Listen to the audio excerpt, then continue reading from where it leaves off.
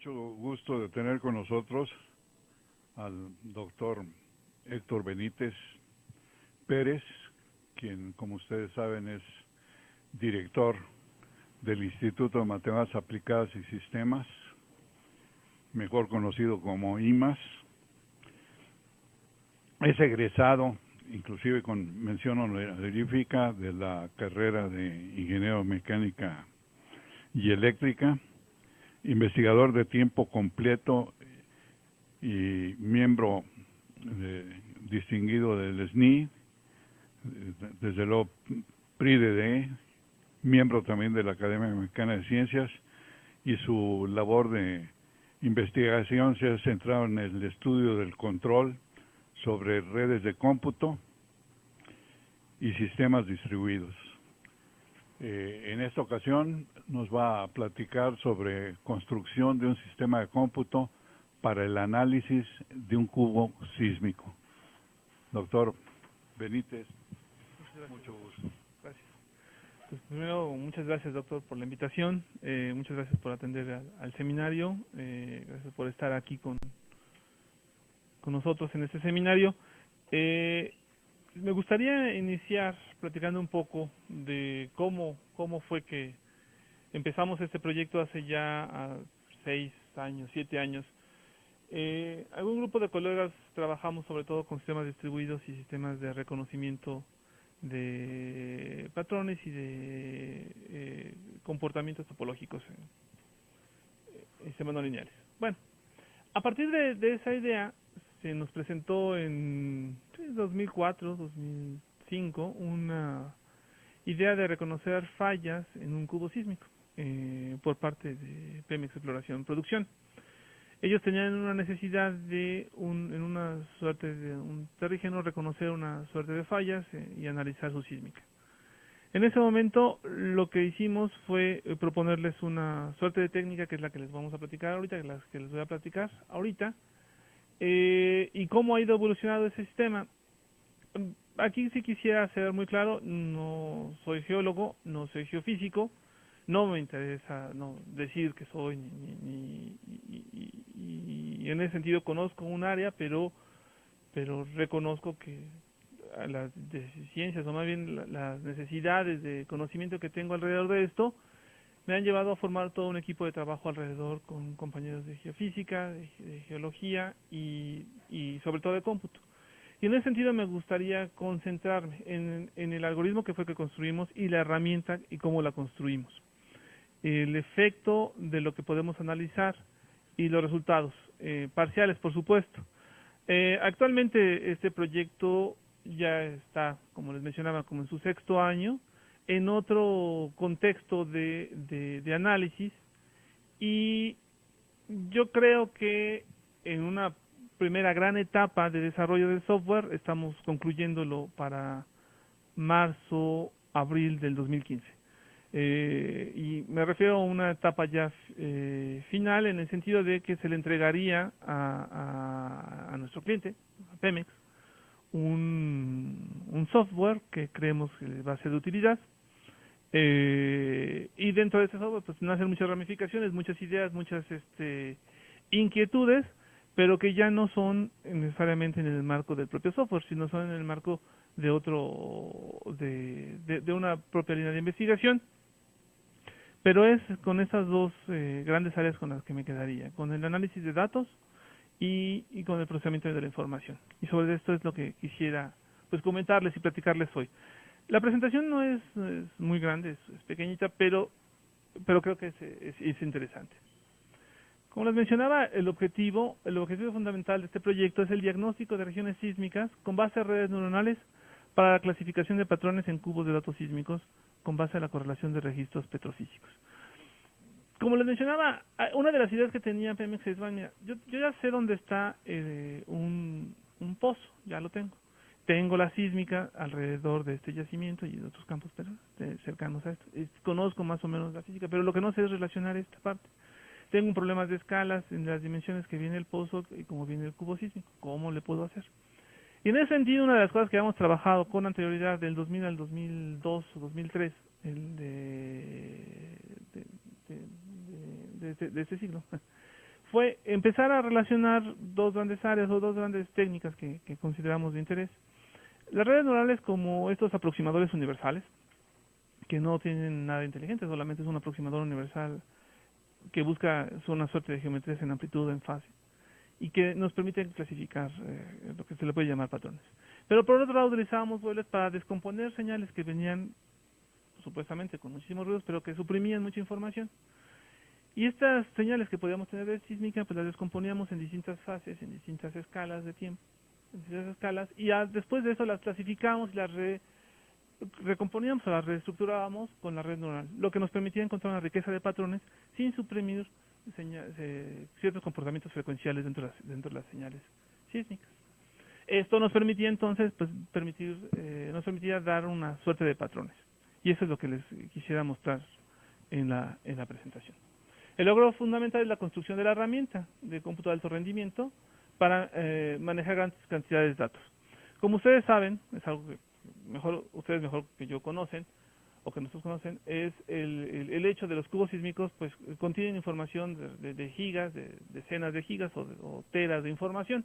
Entonces el manejo de un cubo sísmico no es factible llevarlo a cabo en una sola máquina, sino requerimos todo un contexto de alto rendimiento, un sistema distribuido que nos garantice la operabilidad de la función. Y esto implicaba un reto interesante, porque el algoritmo que se podía diseñar tendría que ser dividido, reinterpretado, replanteado para poder procesar información a gran escala.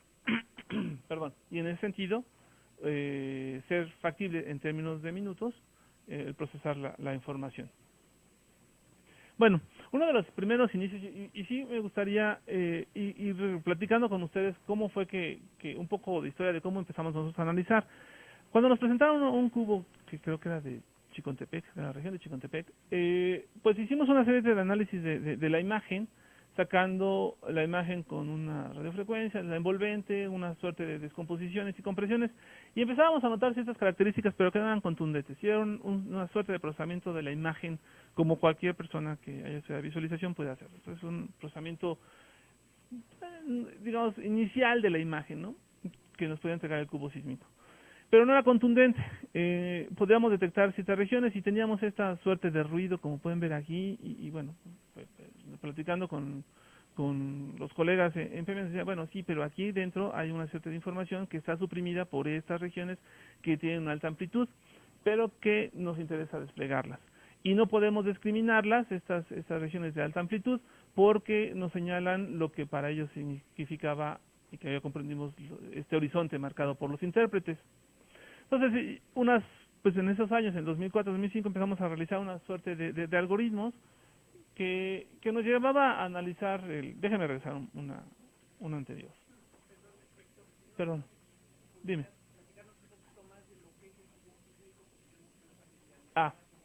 Del cubo sísmico, vale. Vale. Ok. Entonces déjame adelanto. Sí, déjame adelanto un poco. Este es un cubo sísmico. ¿Qué es un cubo sísmico? Déjenme, a ver, claro, yo no soy experto, no soy geólogo, entonces eso yo lo aprendí de los de Pemex. Y sí es cierto porque ya me consta que sí lo hacen así. Entonces, ¿qué hacen? Ellos, cuando toman una suerte de región, dicen, yo sé que aquí en esta región, por algún método, dicen que hay una suerte de yacimiento. Dicen, tengo un campo. Entonces lo que hacen ellos es definen una región en la Tierra, y ese es el plano de la Tierra, ese es donde estamos parados, de la superficie. Aquí hay casas, montes, valles. Este cubo sísmico es alrededor de decenas de kilómetros, son 20, 30 kilómetros, o cientos de kilómetros. Llegan a haber cubos de 100 a 200 kilómetros, dependiendo de la extensión de lo que pueden ser los campos que estén explorando. Hay regiones muy pequeñitas, como Agua Fría, que son decenas de kilómetros, o regiones muy grandes como Chicontepec, que llegan a ser 150 kilómetros. ¿Qué es lo que hacen? Bueno, ellos colocan estas regiones, por suerte, la mayor parte está en un campo abierto, en terrenos ejidales o selváticos. Lo que ellos hacen es que en la superficie colocan pequeños explosivos en una línea recta que van marcando de manera simultánea con base a un GPS. Y dicen, pues yo pongo aquí un explosivo, otro explosivo, y en algún punto de esa línea que ellos trazaron con un GPS, ponen una suerte, perdón, no es cierto, es al revés, ponen una suerte de geófonos en toda esa línea. Y en un punto ponen un explosivo. Explotan, esa señal acústica viaja y se va degradando, se va haciendo más pequeña su amplitud y rebota. ¿Ok? ¿Cómo rebota? Bueno, pues la van captando los distintos geófonos que pusieron ellos en esta línea. Y ese mismo procedimiento lo vuelven a repetir para la siguiente línea y así consecutivamente. Esta señal, este grupo de señales, ellos la integran, no Pemex relativamente lo hace, eso lo hace realmente alguna compañía que ellos contratan, y lo que hacen es que integran toda esta información y generan esta suerte de cubo sísmico. Pero esta información es muy interesante en esta captura inicial, lo que ellos llaman el preapilado. ¿A qué me refiero con el preapilado? Inicio de nuevo con esta parte del geófono. Si yo pongo aquí el explosivo, muy interesante va a ser no solo escuchar la señal que me represente lateral, es decir, si yo pongo aquí el explosivo, aquí tendré un geófono, aquí tendré otro geófono, no.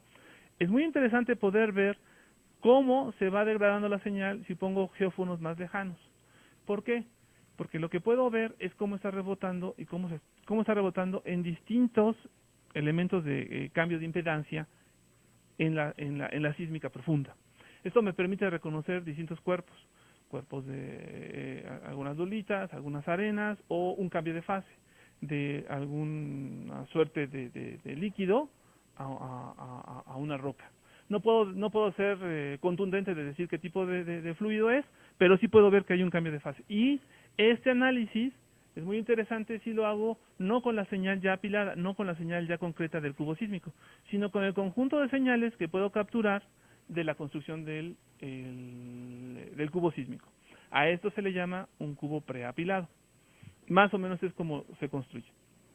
Y por eso es que se convierte en una información o se convierte en un cubo o un grupo muy grande, muy grande de decenas de gigas o teras, porque no es que nos entreguen 20.000 trazas, ellos les llaman trazas a cada una de las líneas que ya sumaron y que conforman el cubo sísmico.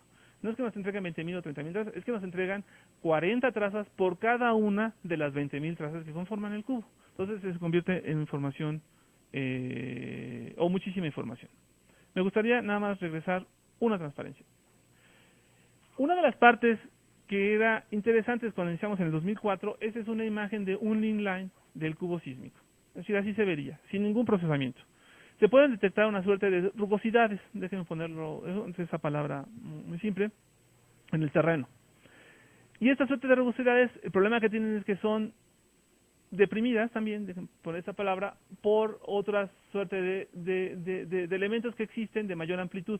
¿Cómo los eliminamos? Una manera muy sencilla, pues es eliminar de tajo un horizonte. ¿Ok? Y decir, ya no lo tomo en cuenta y me quedo con la otra parte. Otra forma es decir, espérame, no quitemos esa información, más bien descompongámosla y analicémoslas por amplitudes. Y eso fue lo que en principio hicimos. Pero bueno, una primera parte de analizar la información era con solo redes neuronales. De hecho, ya varios grupos lo habían tratado de hacer con redes neuronales. Estos aproximadores universales, que les platicaré conforme vaya pasando la presentación. Una técnica de agrupamiento de información y aproximador universal de datos a partir de su propia geometría. ¿Cuál es el problema de solo utilizar redes neuronales? Déjenme les cuento de dónde nació este proyecto en términos del algoritmo propiamente. Nosotros analizamos no un cubo sísmico, analizamos un cubo de aluminio con 3 agujeritos. Un cubo de aluminio sólido, al 97% de aluminio. O sea, era un cubo caro, chiquito, pero muy caro porque sí nos garantizaba el proveedor que era 97% de aluminio. El resto eran impurezas, pero muy poquitas. Entonces lo que teníamos era aluminio. Le hicimos 3 hoyos al cubito de aluminio. pasamos arriba de él una suerte de sensor ultrasónico y disparábamos y rebotábamos, disparábamos y rebotábamos, disparábamos y rebotábamos y capturábamos la señal. Si analizáramos la señal, si reconstruíamos la señal solamente con puro ultrasonido, ¿cuál era el problema? Que los rebotes que habían en las paredes por ultrasonido, los rebotes, nos llevaba a construir defectos que no existían por los puros rebotes. Entonces lo que hicimos fue utilizar wavelets para descomponer los supuestos rebotes y con eso pudimos eliminar esta suerte de rebotes y reconstruimos con la red neuronal los agujeritos y lográbamos hasta obtener la propia circunferencia de los agujeritos.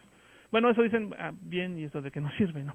Bueno, ese era el principio que estábamos nosotros usando en este misma idea, pero completamente distinta, que era el cubo sísmico. Bueno, esa es la idea, que no se ve bien, perdón. Acá se ve bien, pero acá no. Bueno, se las platico. El objetivo del algoritmo es muy simple, muy simple, aunque tiene sus detalles ya técnicos en el armado, que es una descomposición con técnicas tiempo-frecuencia o wavelets, en este caso utilizamos wavelets, y una reconstrucción de aquellos patrones descompuestos, una reestructuración de la información a través de una red neuronal. Probamos varias, ART2A, mapas autoorganizados y mapas con resonancia autorresonantes. De tal forma que nosotros, cada uno de los vectores de los cubos iba entrando, era descompuesto y después toda esta matriz se recomponía, generaba patrones y clasificábamos los patrones. ¿Qué es la ventaja? Que no perdíamos de la información que estábamos poniendo acá una suerte de información en frecuencia, en amplitud, porque no queríamos perderla, lo único que queríamos era descomponerla y queríamos determinar a quién pertenecía esa información. Bueno, y bueno, la idea final, que lo que así la eliminamos, es que quitar las wavelets y poder reconocer directamente el patrón con una simple arma. Y les diré por qué lo podemos reconocer finalmente. Como ustedes saben, wavelets, pues no les voy a contar algo que ya todos ustedes conocen y conocen bien. Pues tenemos una señal, una transformada y este es el principio interesante, solamente de vista, que es podemos hacer un análisis en tiempo y escala y esto nos forma una matriz. Esta matriz, si se dan cuenta, estamos descomponiendo muchas de las características de la señal original. No la estamos eliminando. Si hiciéramos el análisis con Fourier normal, eliminaríamos por la división propia de los lóbulos, podríamos eliminar información. Aquí no la estamos perdiendo, solo la estamos confinando. Y eso es lo que nos interesaba, confinábamos la información. Al final de cuentas, como también saben, de wavelets, pues podemos generar utilizando los índices de semejanza a través de los coeficientes entre la señal y la wavelet. La señal, esta serie de tiempo que teníamos. Entre mayor sea el coeficiente, mayor es la semejanza entre ambas y viceversa. Muy importante para nosotros era esto. Si se dan cuenta, aquí lo tenemos en inglés, es a low scale se traduce a high frequency, a high scale se traduce a low frequency. En ese sentido, nosotros con un patrón de la propia wavelet, ahorita no voy a meterme en decirles cuál era, eso lo platicaré un poco al final de la presentación, pues teníamos una suerte de huella, ¿no? Y esta huella iba corriéndose en términos de esta alta o baja escala, que era un símil de la frecuencia que podíamos encontrar en la señal. Y con eso, sin necesidad de cambiar la amplitud, podíamos reconocer distintos patrones de este propio comportamiento de la señal. ¿Qué era lo que nos interesaba? ¿Qué era realmente lo que nos construíamos? Ahora bien, ¿cómo catalogamos esta información? ¿Cómo lo hacemos? Y aquellos que se han metido con redes neuronales, pues todo lo vimos ya en la prepa más o menos. Bueno, las redes neuronales pues son esos clasificadores universales. Son muy simples, pero existe una jungla de redes neuronales. Algunas más que ser redes neuronales son realmente un producto punto Billy cualquiera, ¿no? Pero aquí tenemos un objetivo muy común, o un objetivo puntual, que es, existen varios métodos de comparación entre grandes cantidades de datos.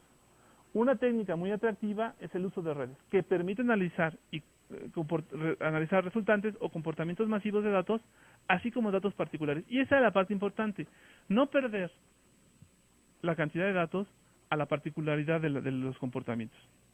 Bien, iniciamos, ¿qué es una neurona? Pero aquí nos dimos cuenta que teníamos que tener unos ciertos de rangos de acción.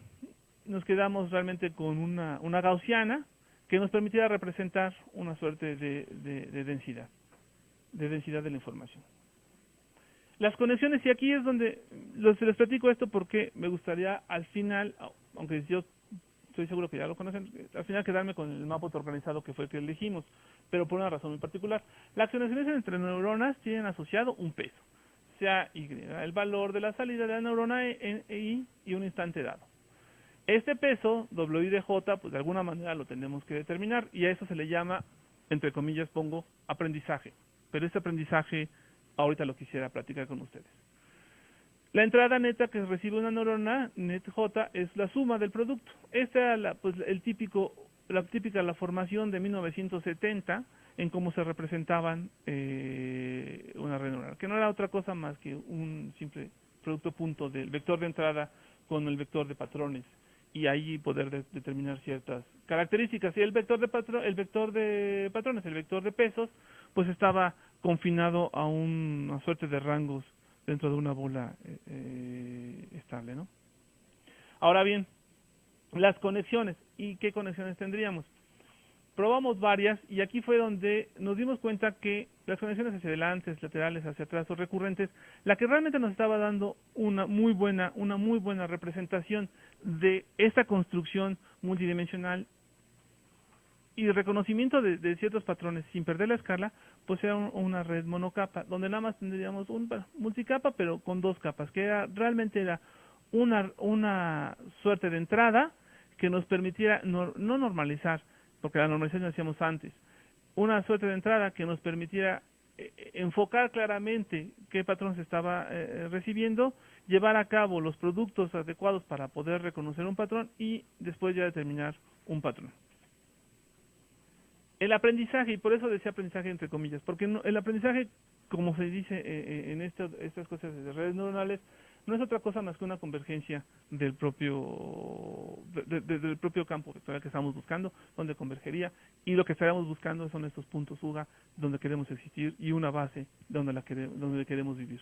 Es eso, tan sencillo como eso. Hay varios métodos para aproximarnos, y uno de ellos pues fue el aprendizaje por refuerzo o reinforcement learning, que tiene su gran defecto si es que presentamos no linealidades duras, como saltos con pérdida de datos. Tiene su gran defecto de que va a generar errores cuantificables. Pero para eso nos servían las wavelets, para limpiar todo ese tipo de no linealidades duras. No limpiarlas en el sentido de eliminarlas, sino ya preclasificarlas, ya descomponerlas, para después poder reconstruirlas en un patrón.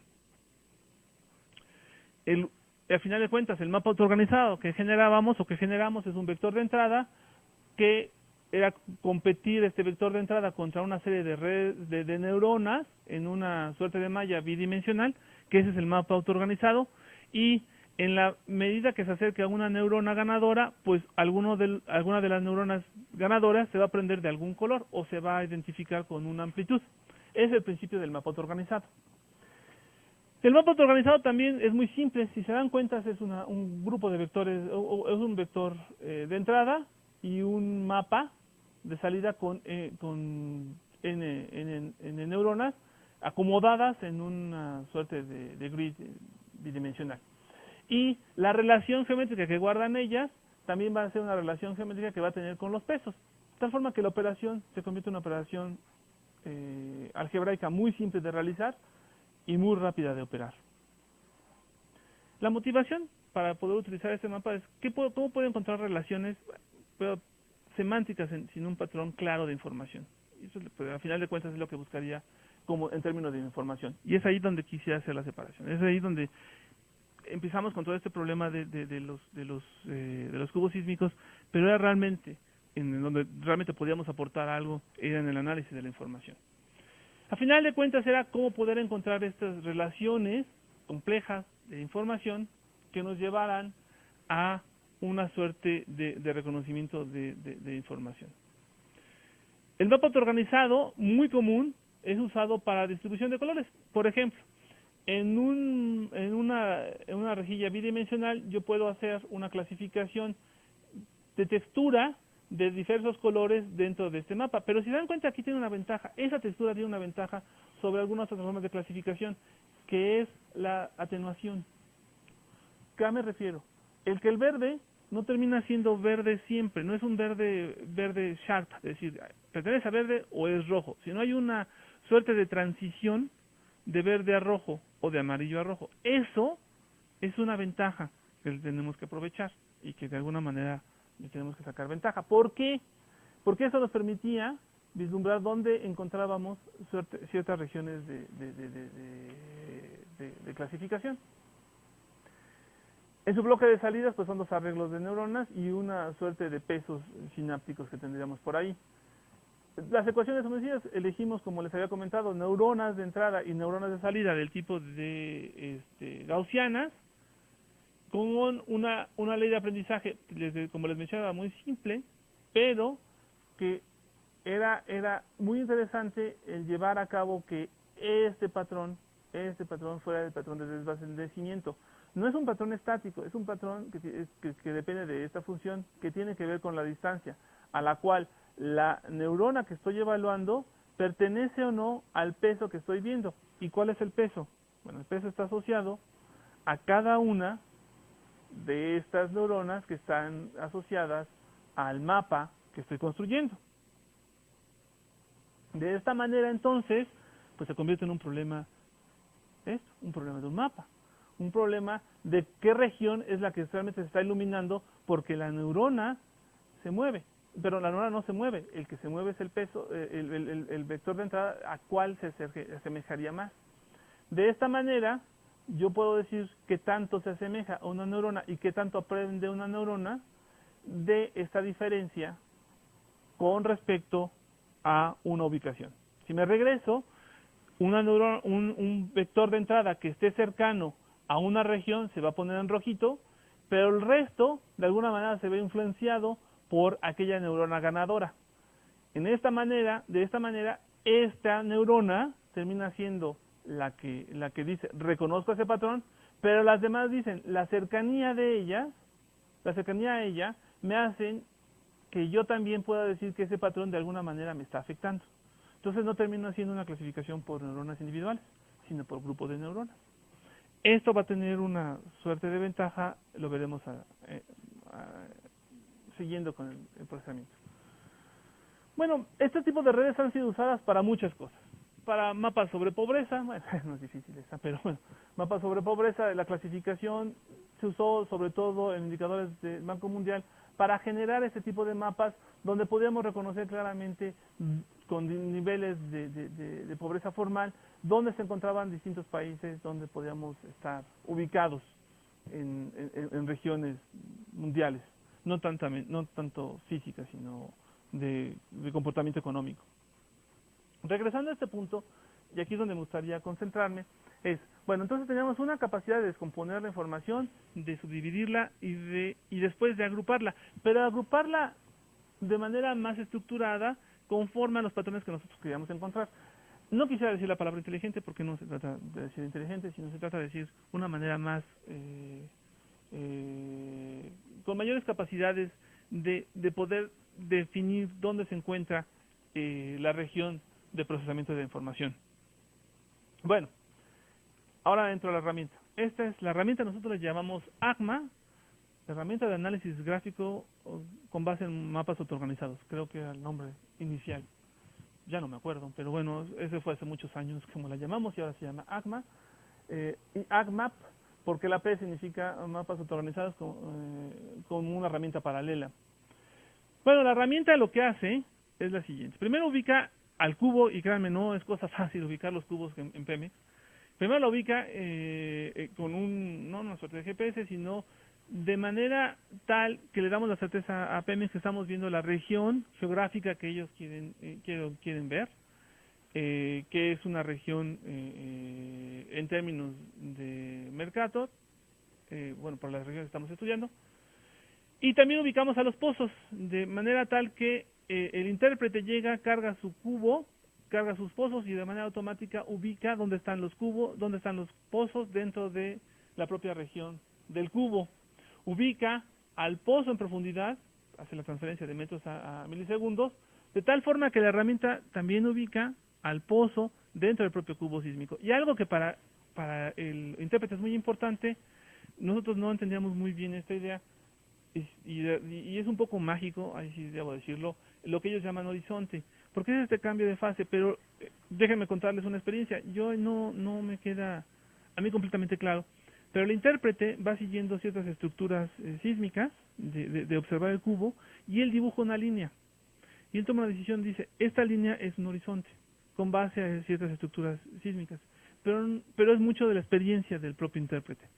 Y ese horizonte le ayuda muchísimo, pero muchísimo, porque le permite a aquel que puede definir ciertas regiones, al intérprete más hacia las regiones de interés para análisis con ABO, como ellos le llaman, les permite reconocer, siguiendo el horizonte, regiones de interés donde dicen, bueno, aquí con base a este análisis del horizonte y un análisis de ABO, puedo decir que hay una posibilidad alta de que haya hidrocarburo, entonces hagamos un pozo de prueba. Y bueno, es una herramienta muy usada, pero es mucho del feeling, hasta donde tengo entendido, que de nuevo reconozco que no soy geofísico, pero tengo muy claro que es mucho del feeling de la persona que haga la herramienta o que utilice la herramienta. La información de horizontes es muy importante, por lo tanto, cargarla y cargarla bien, pero cargarla bien en la posición geométrica de la herramienta, cargarla bien en la ubicación espacial de la herramienta, porque le va a permitir al intérprete seguir estructuras sísmicas. Y esto nos lleva a, también hacíamos un análisis de el pozo, bueno, sí, del pozo con los registros petrofísicos. Una de las cosas que nos brindaron la gente de Pemex, pues con mucha confianza, fue todos los puntos LAS de varios campos de petróleo. Nos dieron 60, 70 campos. Todos los registros petrofísicos. Y los analizamos y les decíamos, bueno, mira, aquí no tienes información, si tienes información, podemos hacer ciertas cosas. Y le hicimos un análisis de generación de patrones, lo que les permitía descubrir regiones de interés dentro de la propia información del registro petrofísico. Y eso generó mucha confianza para el activo con el que estamos trabajando. De tal forma que decían, bueno, ok, ya detectaste ciertas regiones de interés dentro de la propia pared del pozo, dentro del pozo ya establecido, con ciertos análisis de los registros de pozo. Sí, bien, ya lo podemos hacer. Eso mismo, entonces ahora hay que llevarlo a la sísmica, pero ese paso cuántico, ¿cómo lo tendríamos que hacer? Y regreso a lo que les había mencionado del cubo sísmico. El cubo sísmico, como el cubo apilado, como les mencionaba, no nos sirve, porque perdemos toda la información lateral, que es la que nos interesa, porque queremos ver el cambio de fase que existen ciertas estructuras sísmicas. Ese cambio de fase es el que queremos analizar, y para eso utilizamos lo que ellos llaman el gather, que es un grupo, aquí no lo ven porque está muy pequeñito, pero un grupo de trazas representa una traza sísmica. La suma indiscriminada y promedio de esta es lo que llamarían una traza apilada. Pero este grupo de trazas tienen una diferencia en distancia de 20 y tantos metros. No es cierto. Cada punto tiene 20 y tantos metros, pero cada traza del componente de gather tiene 20 y tantos metros de distancia. Y toman muestras de decenas de kilómetros. ¿Okay? Entonces tenemos mucha información en este gather. Entonces el analizar ese gather es muy interesante, porque nos permite ver ese desfasamiento de alguna manera lateral que pueda existir en esa estructura sísmica. Entonces la idea era, bueno, primero poder cargar los gather, poder generar, y yo sé que van a decir, bueno, pues está cargando la imagen nada más, ¿no? Bueno, fue todo un triunfo poder cargar los gathers en el 2012 y poder tener la información desplegada, pero también poder tener la capacidad de procesar la información y ubicar punto por punto, traza por traza, en el lugar físico o geográfico que le corresponde, ¿no? Una vez que podíamos hacer esto, bueno, en la herramienta inicial de ACMA, lo que hacíamos era, con el gather procesábamos y generábamos mapas autoorganizados. Y la pregunta era, ¿y este mapa de qué me sirve? Si este mapa pues se ve muy bonito, se ven muchas motitas de colores, pero de nada me sirve en términos del gather. Entonces teníamos que regresar y lo llamamos iluminar a la traza. Es decir, pintar una sección de la traza de algún color que nos indicara que existe cierta característica geométrica similar a la región de interés que queremos ver. Bueno, La parte inicial así se muestra un inline y las traces iluminadas del procesamiento de la información. Lográbamos hacer este procesamiento de la información e iluminarla, pero teníamos un problema. ¿Cuál era? Pues el seguimiento de la propia de este cambio de fase que pudiera existir, que es la experiencia que el intérprete da al plantear este horizonte.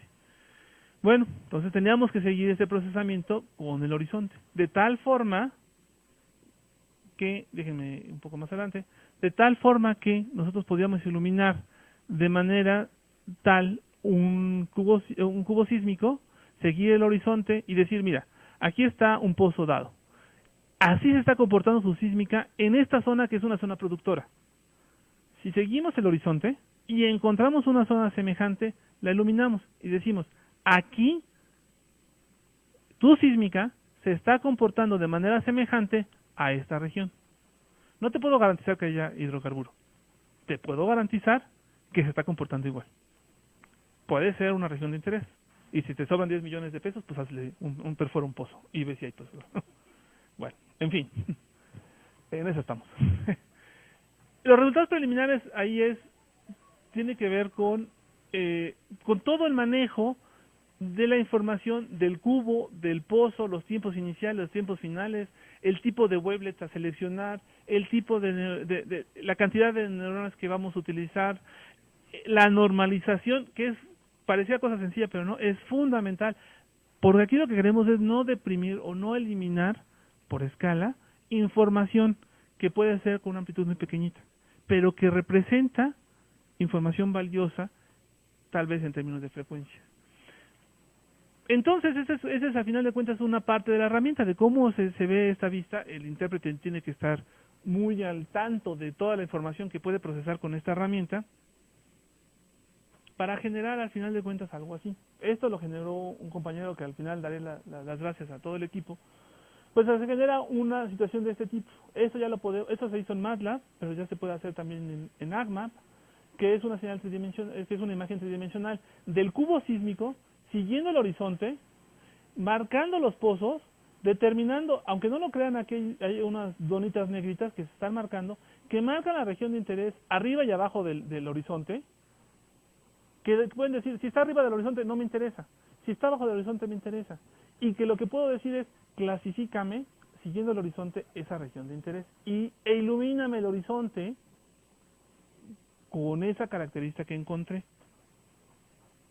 Y este fue uno de los primeros hallazgos que se tuvo. Este pozo se encontró en una región de interés, este pozo tenía una región de interés y se procesó la información de este tipo. Se encontraron distintas regiones de interés semejantes a la que marca este pozo. Me van a preguntar, bueno, ¿y este pozo, que esas rayitas negras son los pozos, este pozo por qué no marcó esa región de interés? Bueno, porque su región de productividad puede ser más abajo que el propio horizonte, o más arriba que el propio horizonte, como fue en el caso de este. Un cubo sísmico llega a tener decenas de horizontes, según el intérprete. Pero bueno, aquí el punto es de que se logró determinar estas regiones de interés en el seguimiento del horizonte. Ahora bien, ¿qué tan certero es esto? Bueno, aquí es donde requerimos mucho la participación de Pemex, y por eso estaba hablando de marzo-abril de 2015 terminar el proyecto, porque la herramienta no está completamente construida, le hace falta construir varias cosas, pero está en el proceso ya de finalización. Yo considero que necesitamos ya sentarnos con el intérprete del activo de Pemex para que él trabaje con la herramienta y con base en su experiencia pueda determinar la certeza de las regiones que estamos encontrando. Otra de las imágenes que hemos encontrado y clasificado es esta, que es un horizonte siguiéndolo en su profundidad y un horizonte ya clasificado con base a la misma profundidad. De veras, muy interesante y muy alentador. Créanme que es interesante esta parte. Y otra de las imágenes, aquí está una de las compañeras que está trabajando con nosotros en este proyecto. Otra de las imágenes muy interesantes que ha obtenido ha sido esta imagen tridimensional siguiendo el horizonte con la clasificación de esos puntitos azules que ven, que son regiones de interés sísmico semejante a donde está el pozo. Hay muchos puntos particulares: la elección de la wavelet, el tipo de aprendizaje, más que el tipo de aprendizaje, el tamaño de la red neuronal. Pero lo que vamos es que tenemos la herramienta para procesar toda la información. A final de cuentas, lo que hacemos es utilizar nuestro clúster. Esta ya es una foto antigua del clúster de IMAS, que gran parte de este clúster, ahí tengo que aceptarlo, ha sido construido con estos grupos de proyectos, este grupo de proyectos con Pemex, esta colaboración a Enseñar con ANSYS, con Pemex, con Pemex Exploración Producción, pues nos ha permitido construir toda la infraestructura y apoyo de la coordinación de la investigación científica, pero inicial o de manera poderosa ha sido el clúster. El clúster lo iniciamos con 32 núcleos en 2008, ahora tenemos como 600 núcleos y 49,000 GPUs para procesar toda la información. En fin, este es un proyecto de equipo, a mí me toca presentarlo, pero este es un proyecto en donde de alguna forma lo inicié hace ya algunos años, pero tengo que aceptarlo aquí, gran parte de esto ha sido desarrollado por un equipo de trabajo de gente muy disciplinada y con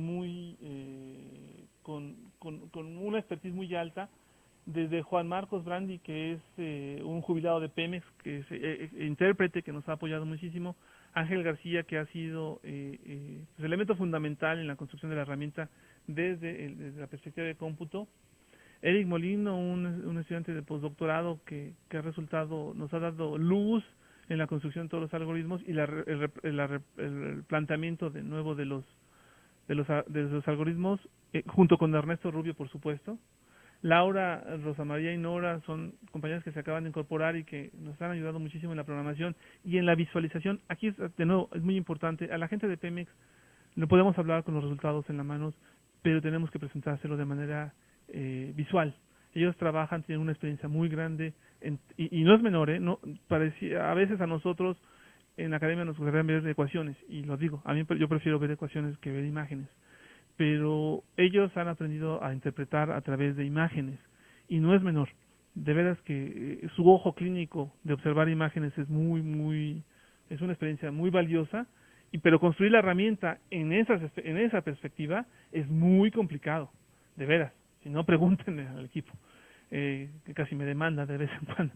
Pero bueno, y está Jorge Ortega también y Ernesto Rubio. Rodrigo, que ya no está con nosotros, no murió, ya se fue del equipo, está en otro, decidió, bueno, ahí más bien nos lo piratearon, HP se lo llevó, le pagaron 4 veces lo que le pagábamos nosotros, 2 días después se fue.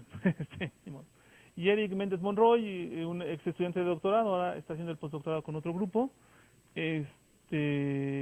pero también parte fundamental del proyecto. En fin, este es el proyecto, no sé si tengan dudas, comentarios. Muchas gracias. Gracias.